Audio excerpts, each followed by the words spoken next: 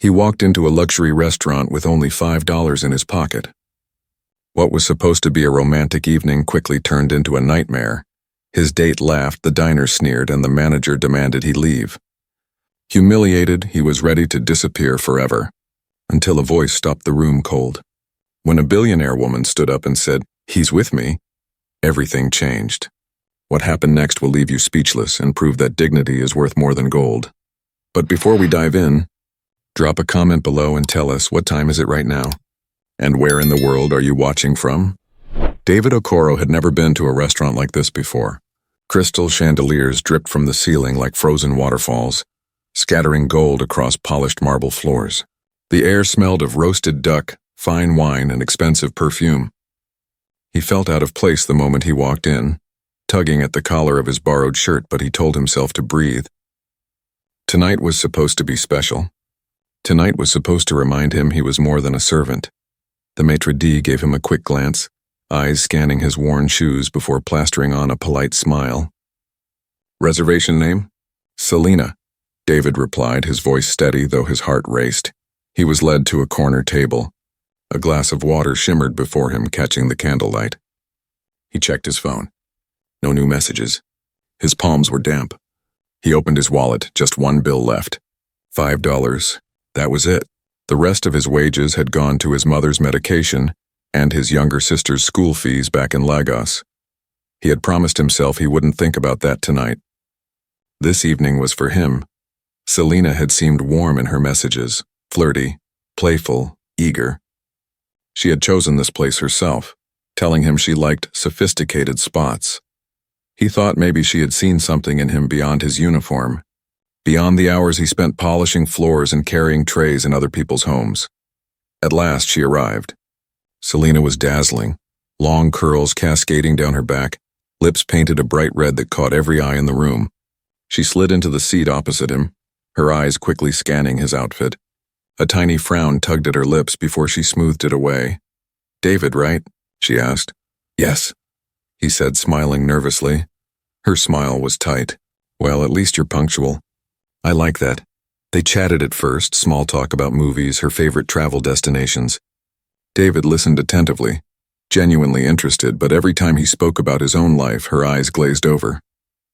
When he mentioned his family, she interrupted to ask the waiter for sparkling water. The menus arrived heavy as books, each dish priced higher than what David earned in a week. He shifted uncomfortably. Selena didn't hesitate. Her manicured fingers danced over the options, her voice loud enough for nearby tables to hear. "The lobster risotto looks divine, or maybe the Wagyu steak." "What are you getting, David?" He hesitated. "I was thinking something simple. Maybe the grilled chicken." She laughed, sharp and cutting. "Chicken? Here? That's like ordering instant noodles at a five-star hotel." The waiter cleared his throat politely. "May I take a card to hold the table, sir?" "Just policy," David froze. His chest tightened. My guest will handle it," he said softly, glancing at Selena. Her eyebrows shot up. "Excuse me? You invited me here and you can't even give them a card?" "I thought," David began, but she cut him off with a scoff. "You thought wrong." Whispers rose from nearby tables. The waiter looked at David again, expression stiffening. "Sir, without a valid card, we can't begin service." David's hand trembled as he reached into his wallet. The crumpled $5 bill stared back at him like a cruel joke. Slowly he placed it on the table. This is all I have," he whispered. Selena's laughter rang through the restaurant, loud and merciless. $5? You brought $5 to La Belle Étoile? Oh my God. She slapped the table, tears forming in her eyes from laughing so hard. This is priceless. A servant boy pretending to be a gentleman. The room stirred. Diners glanced over, some smirking, others shaking their heads. David's ears burned. His throat tightened. He wanted to disappear, to vanish through the polished marble and never come back. "Do you polish silverware with that $5? Selena sneered. "Or maybe scrub floors? Tell me, David, what exactly do you do when you're not trying to fool women into thinking you're rich?" The word servant cut into him like glass. He bowed his head, shame weighing heavy on his shoulders. The manager approached, arms crossed. "Sir, ma'am, I'm afraid we'll need you to leave if you cannot meet our policy." David stood abruptly, clutching his wallet to his chest. His heart pounded as humiliation pressed down on him. "I'll go," he murmured, his voice cracking. I don't want to cause trouble. Selina smirked in triumph, tilting her wine glass as though to toast her own cruelty. The diners chuckled softly, eager for the spectacle to end. And then, a chair scraped against the floor. The sound sliced through the laughter, through the whispers, through David's pounding heart. Heads turned. The restaurant hushed. From across the room, a woman rose gracefully, her presence commanding attention without effort. Her blonde hair shimmered under the chandelier's light, her gown a cascade of ivory silk that seemed to silence even the clinking of glasses. It was Naomi Lancaster, billionaire, philanthropist, owner of half the city's luxury hotels. David's breath caught in his chest. His employer, the last person he ever wanted to see him in this state. Naomi's gaze swept over the scene. Selina's mocking smile, the manager's folded arms, David's trembling hands clutching the wrinkled bill. Her eyes, cool and sharp, fixed on him with something he hadn't expected. Not pity, not disdain, but recognition. She moved forward, each step measured, elegant, the heels of her shoes striking against the marble like a drumbeat. The entire room seemed to lean toward her. "Stop," she said softly, yet her voice carried with the weight of command. The manager stiffened. Selina blinked, suddenly uneasy. David looked up, his face flushed with humiliation. Naomi Lancaster stood beside him now, her hand resting lightly on his shoulder, steadying him as though to anchor his trembling form. "This man," she said, her voice clear, her gaze sweeping the room, "is with me." The restaurant fell into stunned silence. David's eyes widened, his breath hitching in disbelief. Naomi, the woman of untouchable power and grace, had just claimed him, not as her servant but as her equal, her guest. And in that moment, the entire room shifted. The silence in the restaurant was deafening. Forks froze midair, conversations died in throats, and even the candle flame seemed to steady, as though the room itself knew something remarkable was about to unfold. Naomi Lancaster's presence was unlike anything else, an aura that demanded respect without a single raised word. Her sapphire eyes glimmered beneath the golden light as she looked first at David, his shoulders slumped and face flushed with shame. Then she turned to the manager, whose stance wilted beneath her gaze. "You will not dismiss him," Naomi said, her voice firm but even. "You will not humiliate him further. He is my guest tonight." Gasps rippled across the dining room. The manager blinked, beads of sweat breaking across his forehead. Ms. Lancaster, I didn't realize that you didn't need to realize," she interrupted, tone icy. "You needed only to treat him as you would any other paying customer. Instead, you chose ridicule. That I do not tolerate." Selina let out a brittle laugh, breaking the tense silence. She leaned back in her chair, arms crossed, her crimson nails gleaming like talons. "Oh, so this is what's going on," she sneered. "Figures. No wonder he thought he belonged here. You're defending him because he works for you, right? He's your, what, driver? Butler? Maid? It's adorable that you're trying to play the savior, Ms. Lancaster. But let's not kid ourselves. He's nothing more than a servant." The word hung in the air like smoke. David flinched as though struck. His fingers gripped the edge of the table until his knuckles whitened. Naomi turned her head slowly toward Selina, her expression calm, but laced with steel. "A servant," she repeated softly. "Is that what you think defines a person's worth? Their salary? Their title? Their wallet?" Selina rolled her eyes. "Oh, please don't give me a lecture. He showed up to a luxury restaurant with $5. 5, that's pathetic. He doesn't belong here. And deep down, you know it." Naomi's lips curved into a smile, but it was the kind of smile that carried no warmth. $5, she echoed almost tenderly as she looked at David. "Do you know what $5 means when it comes from a man like him? It means sacrifice. It means responsibility. It means choosing family over vanity, and that makes it worth more than every overpriced dish on this menu." The diners shifted in their seats, uncomfortable now. Some lowered their eyes, ashamed for having laughed moments ago. Selina scoffed. "You're romanticizing poverty. Integrity doesn't pay the bill. Money does. And he doesn't have any." Naomi straightened, her gown catching the light. Then, with deliberate grace, she drew a sleek black card from her clutch and placed it on the table between them. The gesture was simple, yet it felt like a gavel striking down in court. "Here is your payment," she said to the manager, her voice unwavering. "Charge whatever you must. But before you do, apologize, not to me, To him, the manager swallowed hard, color draining from his face. He turned to David, his tone meek now. Sir, my apologies. I should not have spoken the way I did. David shook his head quickly. No, it's fine. Really, No, Naomi said sharply, her voice slicing through his attempt. She looked at him directly, her tone softening. It is not fine. You don't apologize for being humiliated. They apologize for humiliating you. David's eyes burned, his throat tightening. He looked down, blinking fast, his vision blurred. For the first time in his life, someone of power was standing for him. Not out of obligation, but out of respect. Selena, however, wasn't finished. She leaned forward, her smirk venomous. You're making a spectacle out of this, Naomi. What? Are you going to parade him around as your charity project now? He's a servant. Nothing you say changes that. Naomi's gaze sharpened, her voice dropping to a low, commanding register. You think being a servant is shameful? Let me tell you what shameful is, Ms. Selena. Shame is mocking honesty. Shame is ridiculing dignity. Shame is measuring a man's value by the balance in his wallet instead of the weight of his character. She turned back to David, her eyes gentle now. This man, she said, louder this time so the whole restaurant could hear, once found several $1,000s in my home. No one would have known if he had taken it. No cameras, no witnesses. Do you know what he did? He placed it quietly on my desk and walked away without a word. That is integrity. That is worth more than every diamond you could ever wear. The room fell utterly silent. Diners sat frozen, shame and admiration mingling in the air. Even the waitstaff stared at David with newfound respect. Selena's smirk faltered, her bravado cracking. You're exaggerating. He's just enough, Naomi cut in, her tone final. You have embarrassed yourself more than you have embarrassed him. Leave. Selena gaped, stunned that someone dared dismiss her. But the weight of Naomi Lancaster's words, backed by the stares of dozens of witnesses, left her no room to fight. With a huff, she shoved back her chair and stormed out, her heels clicking furiously against the marble floor until the door slammed behind her. A collective exhale swept the room, like a spell broken.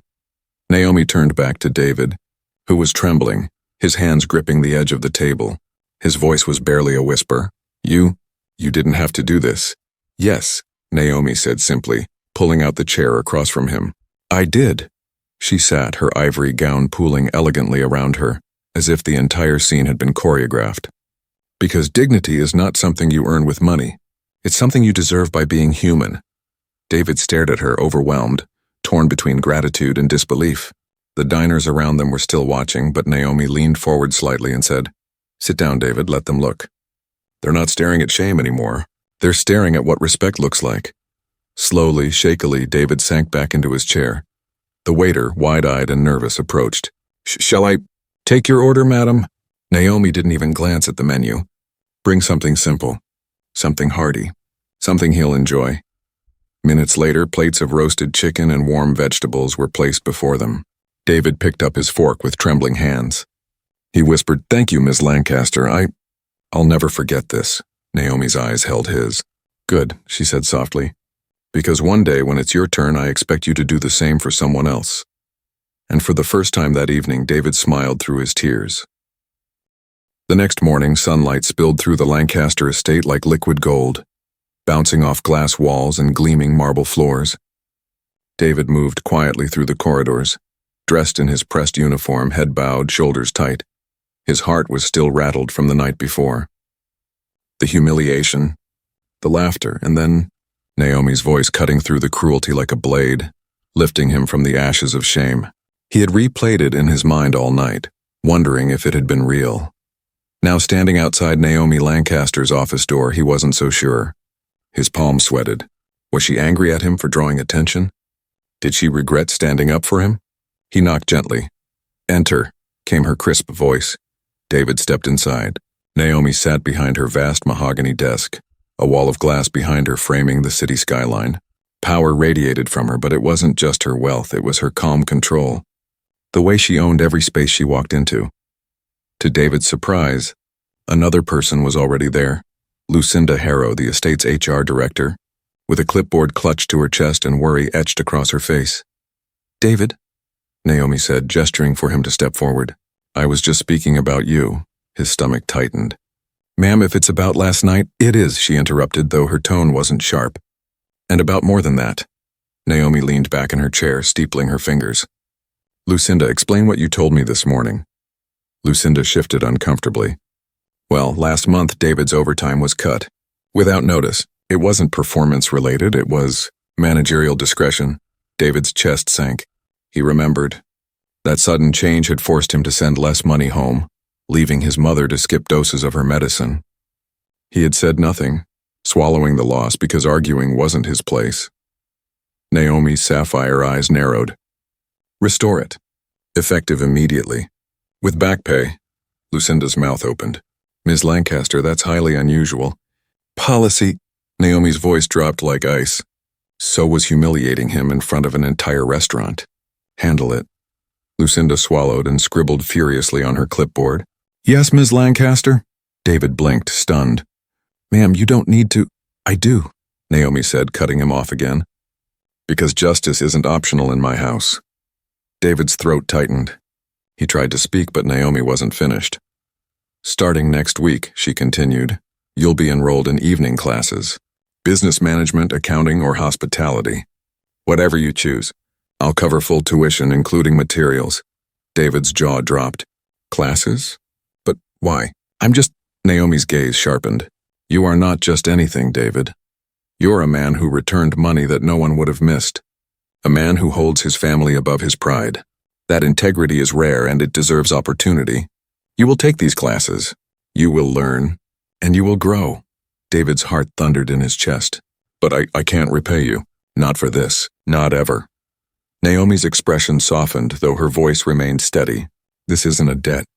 This is an investment in the kind of man the world needs more of. Lucinda shifted again. Ms. Lancaster, if I may. This will cause tension among the staff. Special treatment tends to breed resentment. Naomi's eyes flicked to her. If anyone resents honesty and hard work being rewarded, then they're resenting the wrong thing. Let them. Lucinda pressed her lips together, then nodded silently. David felt his knees weaken. He had walked into the office expecting reprimand, perhaps even dismissal. Instead, he was leaving with the chance to change his life. But it wasn't easy. The struggle begins. The weeks that followed tested David more than he had ever expected. By day, he carried out his duties at the estate, polishing silver, organizing guest rooms, serving dinner. By night, he sat in a classroom filled with strangers half his age, his hands cramping as he scribbled notes about supply chains, profit margins, and customer service models. There were nights when exhaustion crushed him, when his body ached from 12 hours of labor only to face 3 more hours of study. He stumbled through assignments, his English faltering, his handwriting messy. Some nights he thought of quitting, but then he would remember Naomi's words. You don't owe me gratitude. You owe yourself dignity. And he would press on. Whispers and resentment. Not everyone at the Lancaster estate approved of his sudden opportunities. In the staff lounge, whispers trailed behind him. Did you hear? She's paying for his classes. Unbelievable. Just because he cried in front of her. Maybe he's her favorite pet. The words stung, but David stayed silent. He knew better than to defend himself. Actions would speak louder than gossip. Still, the resentment carved into him, fueling both determination and doubt. And beyond the estate walls, the society papers began to buzz. Billionaire. Heiress defends her servant publicly. Naomi Lancaster's strange attachment to household staff member. Blind date disaster. From servant boy to social headline. The articles spun. Naomi's act of compassion into a scandal. Was it pity? Was it something more? The whispers of gossip snaked through every gala, every charity event, every business meeting. Naomi ignored them all. But David. He felt the weight of those whispers like chains. He wondered if he would forever be seen as nothing more than the servant Naomi had once saved. One evening, weeks into his classes, Naomi hosted a charity gala at one of her hotels. The ballroom glittered with chandeliers and flowing gowns, the city's elite swirling in polished conversation. David had been assigned to assist with logistics, ensuring the stage and seating were prepared. He moved quietly, trying to blend into the background, but Naomi had other plans. As the evening reached its height, she stepped onto the stage, her ivory gown glimmering under the lights. She spoke with eloquence about charity, resilience, and the importance of investing in people, not just businesses. Then she paused, scanning the crowd. "Tonight," she said, "I want to recognize someone, not for his wealth, not for his status, but for his integrity." Murmurs swept the room. Naomi gestured toward the side of the stage. "David Okoro, please join me." David froze. His heart slammed against his ribs. Every eye turned toward him, the servant boy, the subject of gossip columns, the man with only $5 to his name. Trembling, he walked up the steps. Naomi placed a hand on his shoulder, steadying him as she had in the restaurant. "This man," she said, her voice ringing through the hall, "reminded me and should remind all of us that dignity is priceless. He chose honesty when no one was watching. He chose humility when others mocked him. And that is worth more than gold." The hall erupted into applause. Some guests looked uneasy, but many clapped with genuine admiration. Cameras flashed. For the first time in his life, David wasn't invisible. He wasn't humiliated. He was seen, and in that moment, as he stood beside Naomi, applause thundering around him, he realized something profound. He had been saved not by her money, but by her belief that dignity was worth defending. Years later, the Lancaster skyline glowed with Naomi's empire. Hotels, cultural centers, and charitable foundations that bore her name. But within that empire, one name kept emerging in whispers of admiration. David Okoro. No longer a servant. Polishing silverware, he now managed operations in several of Naomi's luxury properties. He wore crisp suits instead of uniforms, carried a laptop instead of trays. Yet despite his new status, his heart remained the same. Humble, grounded, and fiercely loyal. But success had not come without scars. Even as he rose, David could never quite escape the whispers. At board meetings, some executives eyed him with thinly veiled disdain. "He's just a servant Naomi groomed. Does he really belong at this table?" Without her, he'd still be scrubbing floors. David heard it all. Some nights those words gnawed at him. Was he truly capable? Or was he simply a man carried by the tide of Naomi's favor? He once confided his doubts to Naomi, late at night in her office when the city was asleep.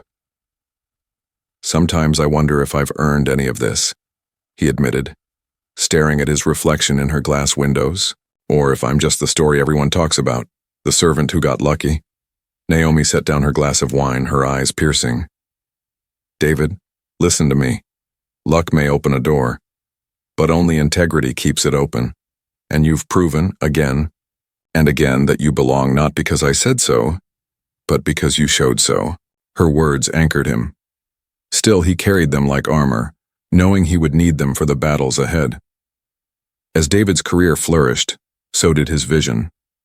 He remembered too clearly what it felt like to be mocked, to be shoved aside for the contents of his wallet. He remembered sending his last $5 home while sitting in a restaurant filled with people who thought dignity could be priced, and he promised himself no one else should feel that way if he could help it. With Naomi's encouragement, he launched a scholarship program under her foundation. It was simple but revolutionary. Funds for young men and women from disadvantaged backgrounds to study business, hospitality, or leadership. "Dignity isn't a luxury," David told the first group of scholarship recipients, his voice steady as he stood before them. "It's your birthright, and education is the tool that ensures no one can take it from you." The applause that followed was genuine, the kind that lifted him higher than any society gala ever could. One evening, after a long day of meetings, David stopped by a modest cafe for dinner. The air smelled of fresh bread and coffee beans, a stark contrast to the chandeliers and caviar he had grown used to. At a nearby table, he noticed a scene unfolding that hit him like déjà vu. A young waiter, barely 18, his apron stained, with coffee, was being mocked by two customers in designer suits. They laughed as he fumbled with the bill, his hands trembling. "Seriously? You don't even know how to split a check?" one jeered. "Pathetic. Maybe go back to school before you serve grown-ups," the other added. The waiter's face burned red as he dug into his pocket, pulling out a few crumpled bills. His lips trembled as he whispered, I don't have change. The suits roared with laughter. Other diners looked on but did nothing. The humiliation was almost identical to the one David had endured years before. Something in him snapped. David rose from his chair, his voice calm but commanding. That's enough. The cafe went silent. The two suits turned, smirking.